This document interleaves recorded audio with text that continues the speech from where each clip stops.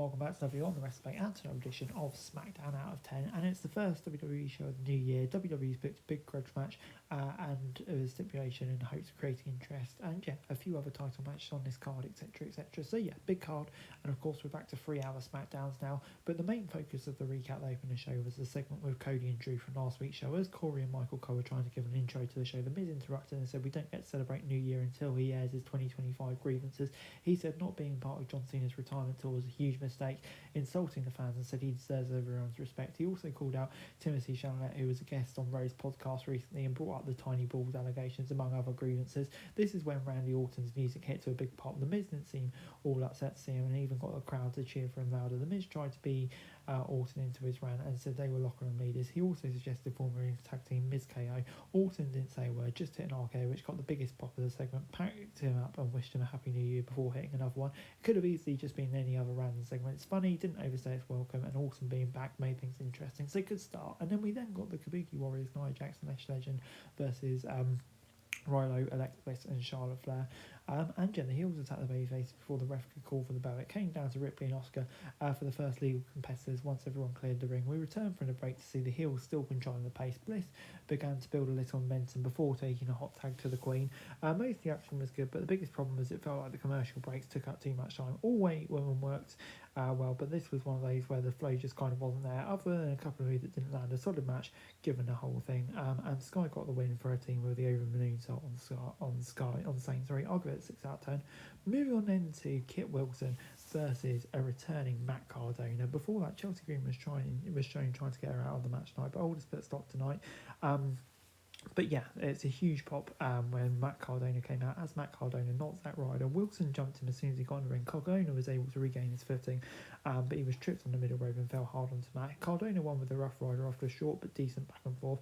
Cole noted it was his first WWE win in over 6 years, which is pretty wild. And of course, it does seem he's back in WWE full time now as Zack Ryder, as Matt Cardona, which is pretty wild to think about. I mean, I'm going to give this segment a 5 out of 10 just because not a lot happened, but for the journey he's been on, coming back on his own name, fair play to him, man, and so happy to see him back. After a break, Sami Zayn made his way to the ring in street clothes. He talked about how much fun he had to enjoy the show for the front row with his son when Cena retired. He said his son asked him how many times he's won a world title got to him. He declared it's finally time for him to chase the title that's been eluding him, but that led to Trick interrupting him. He introduced himself to Zayn and called himself a combination of Michael Jordan, Mike Tyson and Michael Jackson. Williams said he wants to be the world champion. It won't take him 20 years like Zayn. Zayn said he knows Williams is good but isn't afraid to humble him and teach him a lesson. Zayn left the ring without any fighting, but it's clear this will be Trick's first big feud. It wasn't a pretty standard segment, but it created a little intrigue. But I think it could be an intriguing feud. Before we got Johnny Gargano, who got a chance to fight for the US Championship this week, challenging Carmelo Hayes. As usual, Candice was by his side, but Tommaso Ciampa was nowhere to be seen. Melo went right after Gargano as soon as he hit the ring. The ref finally called for the bell when Johnny Wrestling got back into the ring and ate a drop kick from the champ.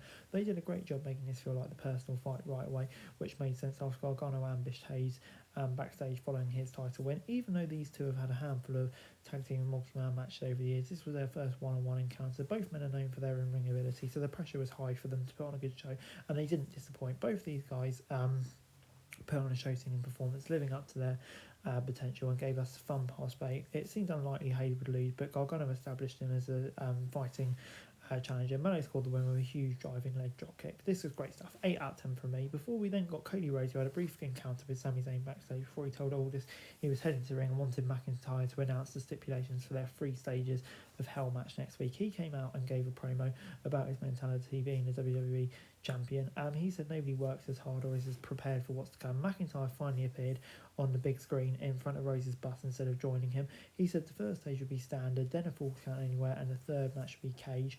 McIntyre really took a poacher with Cody and Dusty from his tour bus and stomped in it. Rose took off to go find him, and camera 5. McIntyre ended up checking and showed him in the ring with a garbage can, set the photo on fire and dropped it in the can. But it seems to take longer than expected for the pictures to ignite. Several officials held Cody back as Drew taunted him from inches away. Even with several other segments between these two in recent weeks, this one stood out for being the most personal. McIntyre settled into that heel role really nicely, and it should be a lot of fun next week. We then got Chelsea Green against Julia. There was no shortage of history between these two, with Green having defeated Julia for the belt in November. The beautiful madness took control and started throwing a red champ all over the ring. Fire provided a distraction that allowed Green to hit a suicide dive that sent us into a break. We returned to see the two competitors trading punches in the middle of the ring. The crowd seemed to be on Green's side and cheered whenever she hit something successfully. These two have had time to get to know each other, so they were able to put on a fun encounter and showed how much chemistry has grown since their first Smackdown. And in a surprising outcome, Julia ended up getting with a Northern Lights bomb. James helped her celebrating winning a title for the second time, starting the year off with a title change, so a good call on WWE's part. But yeah, it does kind of feel like we're hot potatoing the title belts a bit, which is a bit weird. But yeah, I'll give it leeway and see where it goes. 6 out of 10. Moving on then to Damian Priest versus Aleister Black in an ambulance match. WWE hyped it throughout the night with segments and video packages. So it looks like a feud ending. It didn't take long for them to start fighting towards the ambulance. Priest even pulled a stretcher and some other equipment out of the back end of the ambulance and slammed back on top of it before the show cut to a break. They made their way towards the ring eventually. Priest launched Black over the announce table with a running pounce.